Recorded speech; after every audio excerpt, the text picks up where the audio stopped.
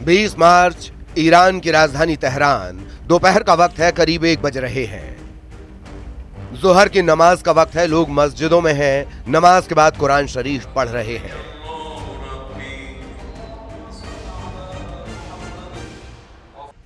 रमजान के दौरान ईरान के बाजारों में भी भीड़ है। तभी 1 बजे सब कुछ हिलने लगता है। यह ऐसा भूकंप आया जिसने ईरान के साथ पूरी दुनिया को हिला दिया। पता चला कि एपिसेंटर बादरूज शहर में है, जो मध्य ईरान में तेहरान से 225 किलोमीटर दक्षिण में है। बादरूद वो जगह है जहां से 26 किलोमीटर पश्चिम में है ईरान का सबसे बड़ा परमाणु अड्डा नतांज। दुनिया भर में रिपोर्ट छपने लगी कि ईरान में उस जगह भूकंप आया है जहां उसका परमाणु सेंटर है। तरह तरह के कयास लगाए जाने लगे। भूकंप को न्यूक्लियर टेस्ट के तौर पर देखा गया। सवाल उठने लगे। नतांज ईरान का वो परमाणु अड्डा है जो अमेरिका और इजराइल का टारगेट नंबर 1 कहा जाता है। 20 मार्च को ईरान में भूकंप के 2 झटके आए। पहला झटका 5 तीव्रता वाला भूकंप था और दूसरा 4.5 तीव्रता का रहा। यानी बैक टू बैक झटकों से ईरान हिल गया। दुनिया में रिपोर्ट छपने लगी कि क्या ईरान ने अमेरिका और ईरान को डराने वाला धमाका कर दिया है।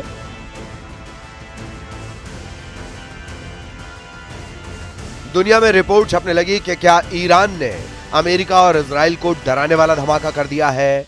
ईरान की सेना अब तक अपनी फायर पावर दिखाती रही है, लेकिन अब भूकंप वाली खबर ने ईरान को लेकर नए और बहुत ही धमाकेदार कयास की शुरुआत कर दी है।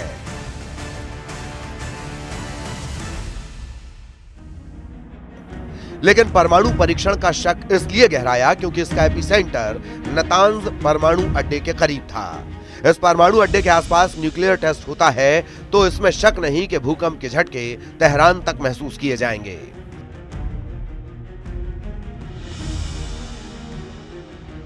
ईरान में अक्सर भूकंप आते रहते हैं। ईरान की 90% जमीन ऐसी है जो भूकंप के खतरे वाली रेंज में है, यानी भूकंप के लिहाज से दुनिया के सबसे संवेदनशील जोन में ईरान आता है। इस वक्त पश्चिम एशिया में अमेरिकी सेना की गतिविधियां बता रही हैं कि डोनाल्ड ट्रंप और बेंजामिन नेतन्याहू दोनों इस वक्त ईरान को लेकर बहुत आक्रामक हैं। दोनों ही चाहते हैं कि ईरान का परमाणु कार्यक्रम खत्म कर दिया जाए, फिर वो दबाव से हो या बमबारी से। ईरान अगर परमाणु बम बनाने में कामयाब हुआ तो अमेरिका और इजराइल के लिए बड़ा खतरा पैदा हो जाएगा। इसकी पूरी गारंटी है कि इजराइल भी एक अघोषित परमाणु पावर है। वो इसका दावा नहीं करता, लेकिन कई अंतरराष्ट्रीय संस्थाओं की रिपोर्ट है कि इजराइल के पास 100 एटम बम है। लेकिन अब ईरान ने परमाणु बम बनाया तो तेल अवीव और तेहरान की टक्कर पूरी दुनिया के लिए खतरा बन सकती है। ईरान पहले 13 अप्रैल 2024 को और फिर 1 अक्टूबर 2024 को दिखा चुका है कि उसके पास ऐसी मिसाइल है जो लॉन्च होने के बाद 400 सेकंड के अंदर इजराइल पर जाकर तबाही मचा सकती है। ऐसे में ईरान का एटम बम या कहें उसके तमाम परमाणु ठिकाने फौरन तबाह किए जाएं, यही इजराइल का फोकस होगा। अभी ईरान ने 6 स्पॉट पर न्यूक्लियर रिएक्टर लगाए हुए हैं, लेकिन इनमें से 2 अहम साइट है। पहली जगह है नतांज और दूसरी जगह है फोर्डो। यहां है अंडरग्राउंड न्यूक्लियर साइट जहां ईरान सबसे ज्यादा गुणवत्ता का यूरेनियम संवर्धन करता है। इजराइल चाहेगा कि वो पहली फुर्सत में ईरान के इन परमाणु अड्डों को पहली स्ट्राइक में तबाह कर दे। ये वो जगह है जहां बेहतर क्वालिटी यानी बम बनाने के लिए बेहतर यूरेनियम तैयार किया जाता है। राफेल ग्रॉसी, निदेशक IAEA ने कहा, हमें जल्दी करने की जरूरत है, समय बीत रहा है। आपने ईरान में गतिविधियों पर मेरी रिपोर्ट देखी होगी। 60% पर संवर्धित यूरेनियम की मात्रा बहुत तेजी से बढ़ रही है। सभी गतिविधियां की जा रही हैं, उनकी क्षमताओं को मजबूत करने का काम चल रहा है। इजराइल ने लेबनान और गाजा में अब तक जो बमबारी की है, उसके जरिए नेतन्याहू ने यह भी दिखाने की कोशिश की है कि उनके बम कितने ज्यादा खतरनाक हैं। इजराइल जब अमेरिका से मिले बंकर बस्टर बम मारता है तो क्या होता है, ये बम कितनी बड़ी तबाही मचाते हैं। गाजा से लेकर बेरूत और सीरिया में भी ऐसे धमाकों ने बताया है कि इजराइल को मिले बंकर बस्टर बम कितने ताकतवर हैं। एक छोटा बंकर बस्टर बम क्या कर सकता है, इसका सबूत देख लीजिए।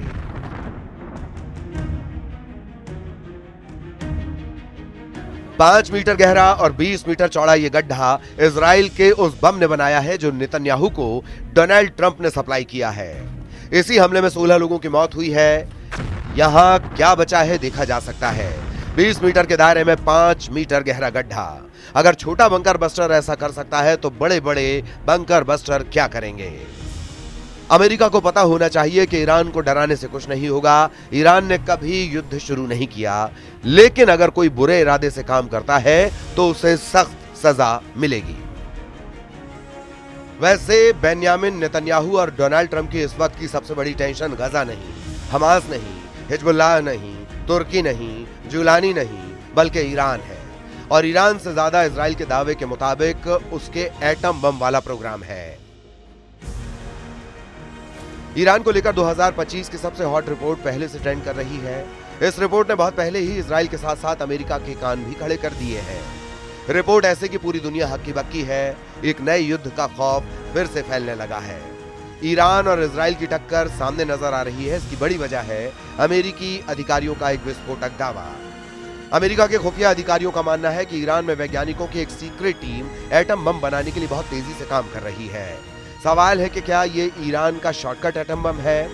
सवाल ये भी कि क्या ईरान बड़े परमाणु बम की जगह शॉर्टकट रास्ता अपनाकर छोटा एटम बम बना रहा है।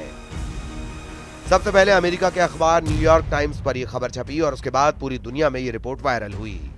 अमेरिका से लेकर यूरोप और इजराइल की मीडिया लगातार इस पर चर्चा कर रही है। ईरान भी इस वक्त बहुत आक्रामक है और उसने जनवरी में 4 युद्धाभ्यास करके इस बात का सिग्नल दे दिया है कि अब उस पर हमला हुआ तो पूरा पश्चिम एशिया जलेगा। इजराइल और अमेरिका के अड्डों को तो पूरी तरह तबाह कर दिया जाएगा। इसीलिए ट्रंप और नेतन्याहू के सामने चुनौती बहुत बड़ी है। एक शॉर्टकट एटम बम ईरान का बहुत बड़ा एजेंडा बन सकता है, क्योंकि इसी शॉर्टकट एटम बम को देखकर ईरान के दो बड़े दुश्मन इजराइल और अमेरिका उस पर हमला करने से कतराएंगे।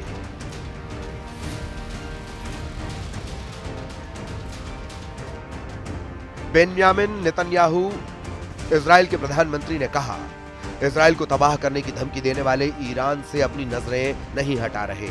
हम ईरान को परमाणु हथियार और दूसरे हैज से हथियारों को हासिल करने से रोकने की पूरी कोशिश में लगे हैं, जो हमारे शहरों और लोगों के लिए खतरा बन सकते हैं। नेतन्याहू बहुत गुस्से में है, लेकिन ईरान में रमजान चल रहा है। तेहरान में करीब एक शहर में यहां लोगों के बीच अमेरिका और इजराइल की स्ट्राइक नहीं, बल्कि रोजा और इफ्तार का माहौल बना हुआ है। मस्जिदों और इमाम बारगाहों में ऐसे ही एक साथ इफ्तार किया जाता है। यहां अमेरिका या फिर इजराइल की नहीं, बल्कि रमजान की बात चल रही है। तेहरान के रुस्तम खानी को सुनिए।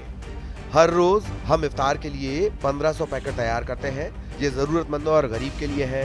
हम इसे और आगे बढ़ाना चाहते हैं ताकि रमजान में लोगों तक मदद को ज्यादा से ज्यादा पहुंचाया जा सके। वैसे असली युद्ध की तैयारी तो आम लोगों से दूर ईरान के पावर सेंटर में चल रही है। इस वक्त ईरान इतना आक्रामक है कि वो बार बार जवाबी अटैक की बात कर रहा है। इसमें कोई शक नहीं कि युद्ध हुआ तो ईरान का इजराइल पर तीसरा हमला यानी ऑपरेशन 2 प्रॉमिस 3 बहुत घातक होगा और इजराइल बहुत ज्यादा पछताएगा। इजराइल के कई बड़े टारगेट्स का डेटा पहले ही ईरान के मिसाइल कंट्रोल रूम में फीड कर दिया गया है।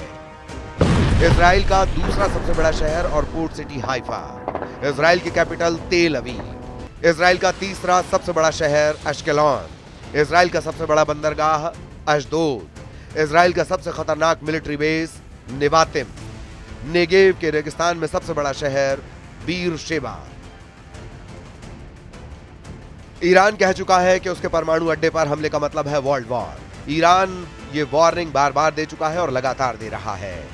पश्चिम एशिया में अब तक जितने धमाके हुए हैं, उसके बाद अब ईरान बनाम अमेरिका और इजराइल के युद्ध का बड़ा खतरा बना हुआ है। पिछले 1 महीने में ईरान, अमेरिका और इजराइल के ताजा तेवर लगातार चौंका रहे हैं। डर इस बात का है कि अब एक नए युद्ध को लेकर 3 पावर सेंटर में बड़ा फैसला लिया जा सकता है। पावर सेंटर नंबर 1 यानी व्हाइट हाउस, यहां डोनाल्ड ट्रंप और उनके कैबिनेट पर ईरान को लेकर बातचीत चल रही है। पावर सेंटर नंबर 2 यानी तेल अवीव, इजराइल के प्रधानमंत्री बेन्यामिन नेतन्याहू और उनका नया जनरल बहुत एक्टिव है। पावर सेंटर नंबर 3 यानी तेहरान, ईरान के सर्वोच्च नेता अली खामेनेई ने ट्रंप को झटका देने वाला बहुत बड़ा फैसला कर लिया है। नेतन्याहू रोज अपने वॉर कैबिनेट से बात करते हैं, अपने एयर डिफेंस से लेकर मिसाइल डिफेंस वाले महकमे को अलर्ट करते हैं ताकि ईरान को काउंटर किया जा सके।